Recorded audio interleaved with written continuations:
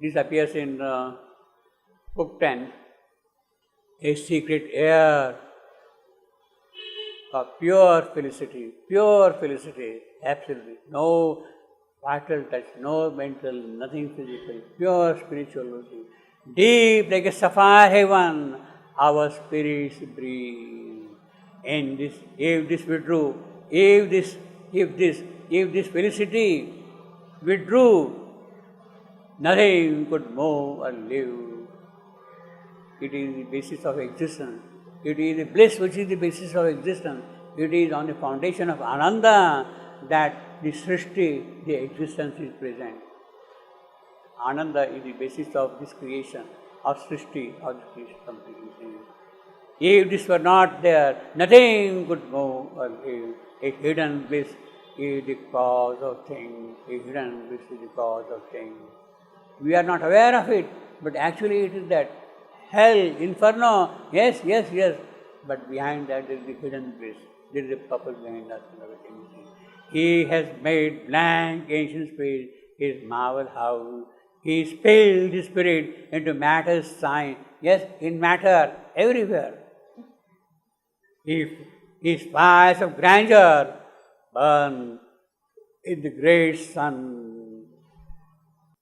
He glides through heavens, shimmering in the moon. So he is describing now various aspects of sin. His beauty, caroling in the fields of sound. He chants stanzas, odes of wind. Joyous wind is there. Savitri says God is singing all that kind of a thing. You see, he is silent, watching the stars of night. Yes, stars there, night is there, but there are stars also, and he is watching them. He is there. He wakes at dawn and calls from every bough, from every tree. The birds get up from every tree and then they start singing the chant of divine glory or divine joy. The birds carol.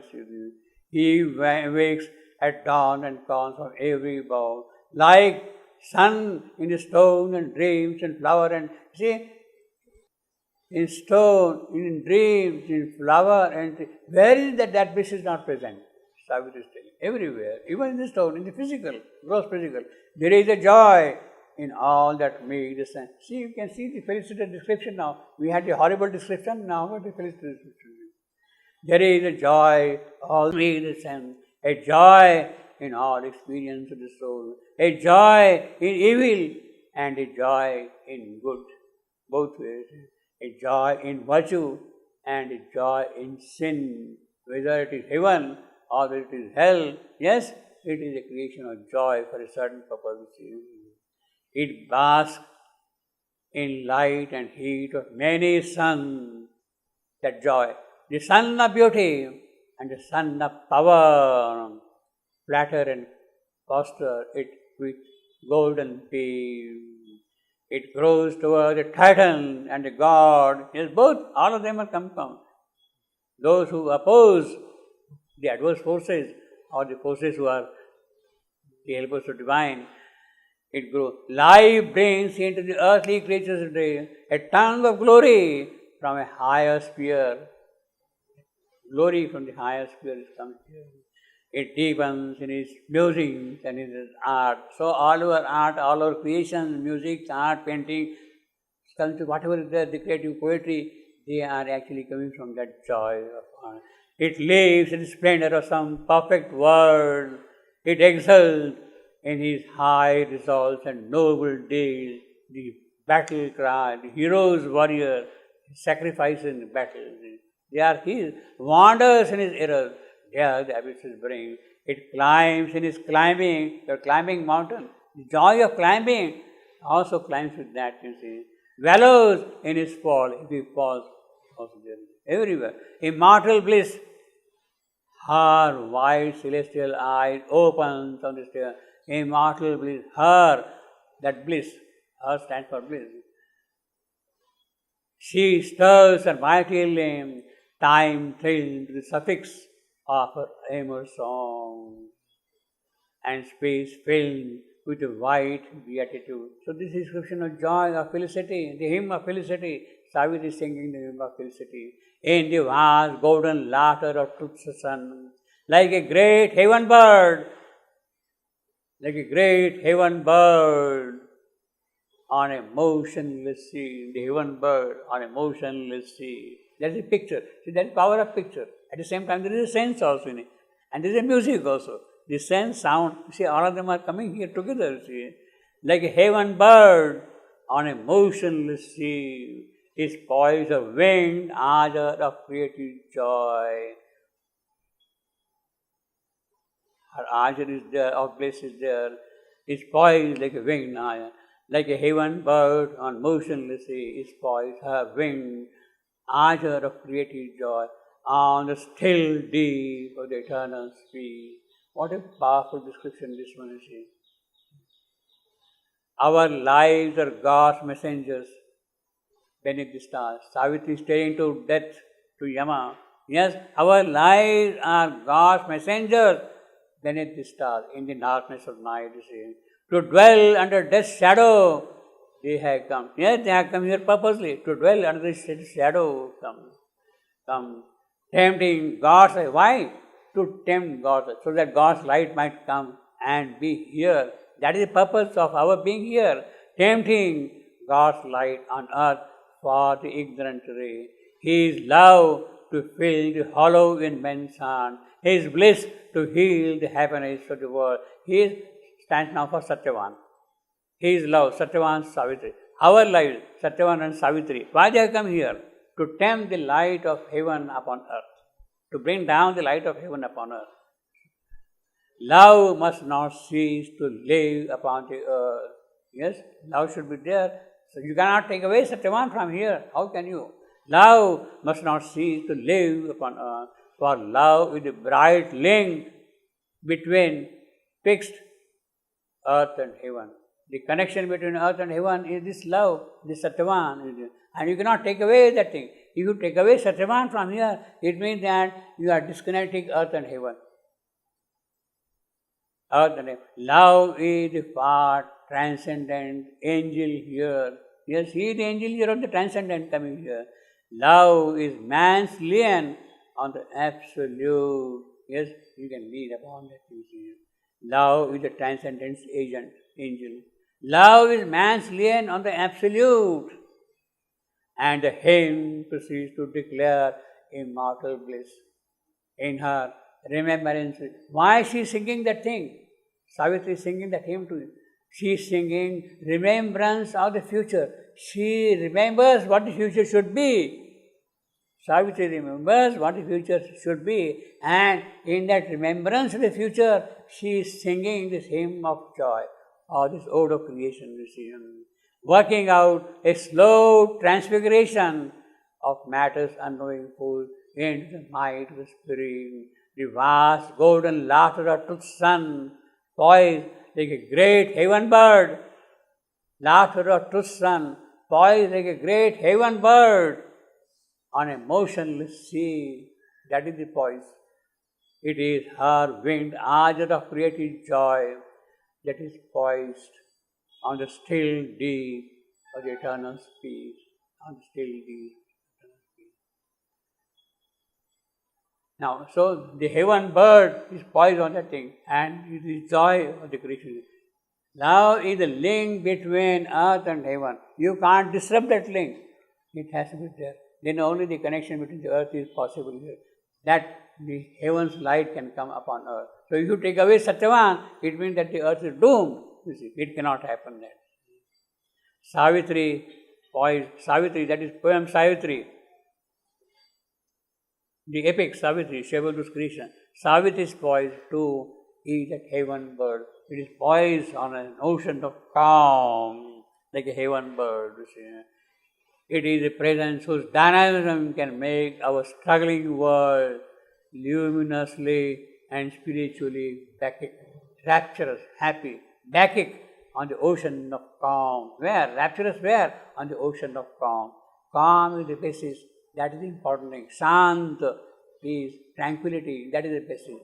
On that our life also can become rapturous. And that is what Savitri is doing. Savitri, the epic, the poem is doing for us, you see. To lift all our night to the sun of truth. In the azure of her creative joy, our life to the sun of truth. In the azure of creative joy of her, it is a realizable wonder packed in this great word. This great word that is Savitri. Savitri is the great word in which is packed this power that can really lift it up, you see. So that is the word. Savitri is the word, you see. The logo. Indeed, if we should desire to see one unique characteristic of this incarnate word, Savitri is incarnate word. She has come from heaven directly, incarnate word. We will have to go beyond the origins of poetry, perhaps even beyond the immediate notion of mantra. What is called mantra? Savitri is even beyond mantra like that. Savitri is a song of joy, the spirit of delight itself, born by the might of calm, Shantara. It is the mantra of the real, in whose body of silence is enshrined the soul of rapture. Ananda Rasa, flooding the ocean of Shantarasa. Ananda Rasa, the joy, the zen, the liquid of Ananda, Amrita. It is that is flowing into the Shanta peace. It is a direct and sovereign descent and pouring of some absolute sight and word and spirit. It is some absolute sight, word, spirit. It is that which is being poured by here. Paravani, transcendental speech, the speech of heaven. It is that what we have got in Savitri. That can transform earthly slime into some magical gold of high gods. And because it can do, it is at once the poem of sacred delight. Savitri is the poem of sacred delight. Savitri is the poem of sacred delight. Now this phrase, sacred delight, it appears in Shivandu's little book, The Mother. That life can become a poem of sacred delight because of her sweetness and joy. Because of her sweetness and joy, our life can become a poem of sacred delight.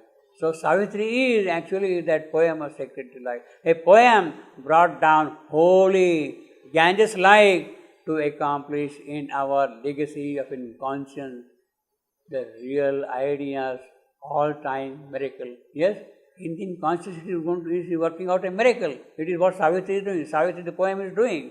The supreme miracle of the eternal. Savitri is accomplishing, the poem Savitri is accomplishing the supreme miracle of the eternal. So when you are reading Savitri in that Shantarasa, it is really working out a miracle in you constantly. When Shivandu speaks of Savitri as his main work, Shivandu speaks of the main work. See, during the last couple of years, the work of Savitri has speeded up considerably. Earlier, from 42 onward till 47 or so, it was going on in its own slow paces. But in 47 or so, the work on Savitri speeded up considerably. And at that time, Shivandu mentioned to Nirodharan, he was taking loud decision, my main work is getting affected because of other practice. See, he had to attend many other things also. My main work is getting affected because of other practices. So what is his main work? Savitri. His main work was Savitri. That is what he is missing here. Shivandu speaks of Savitri as his main work. Possibly, this is what is meant by it, that it should be the supreme miracle of the eternal that should come down. That is the main work, you see, of Savitri. See. It is the mantra of the real, in whose body of silence is enshrined, the soul of rapture. Ananda Rasa, flooding the ocean of Shantarasa. The yogi in him, in Shivandu, if I may say so, was absolutely conscious of it, that Savitri is his main work, flooding Ananda Rasa, flooding the Shantarasa, transmuting into pure gold whatever he would touch. All is inspirational in the trueness of the Spirit's inevitability, in the vastness and its reality. Elsewhere, Shivandu writes, when tapas or energy of self-consciousness, of self-conscience dwells upon Sat. When tapas dwells upon Sat, Satchitananda. When tapas dwells on Sat, then or pure existence, then the result is Satya Loka. When tapas dwells on Satya, then the result, what it produces Satya Loka. Then when tapas dwells upon active power, Shakti. When tapas dwells upon Shakti, then the result is Tapoloka. So what is the origin of Satyaloka? Tapas dwelling on Sat. What is the origin of Tapoloka? The origin of tapas dwelling on active power, dynamic power, consciousness, or etc. When tapas dwells upon active delight, when tapas dwells on delight, Ananda, then the result is Janaloka. So Satyaloka, Tapoloka, Janaloka are coming into existence when tapas is dwelling upon Sattva or Chitta or Ananda. That is how these lokas have come. Tapas dwelling. Now, when tapas dwells upon the tapas of Savitri, now as an extension of that thing, when tapas is dwelling on Savitri, then what happens?